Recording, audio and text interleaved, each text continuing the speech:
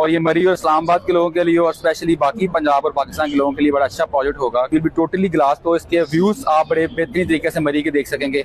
Islamabad to मरी जो हमारी ग्लास ट्रेन के नाम से प्रोजेक्ट मशहूर है, ये मोनोरेल होगी और आप इसके एक स्टेशन का मॉडल देख रहे हैं। It will be total glass based, क्योंकि टूरिज्म को प्रमोट करेगी and will go from Islamabad. ये स्पेशली मरी के लिए है? एग्जैक्टली मरी के लिए है। ठीक है। ये कॉमनली इसको ग्लास ट्रेन के नाम से जाना जा रहा है। It is state of the art project और ये इस्लामाबाद से मरी के लिए जाएगा। और आप जब आपने देखा होगा कि it will be totally glass, तो इसके व्यूज आप बड़े बेहतरीन तरीके से मरी के देख सकेंगे। ठीक है। और ये मरी और इस्लामाबाद के लोगों के लिए और स्पेशली बाकी पंजाब और पाकिस्तान के लोगों के लिए बड़ा अच्छा प्रोजेक्ट होगा कि आप मरी की जो खूबसूरती है उसको बड़े करीब से देख सकेंगे।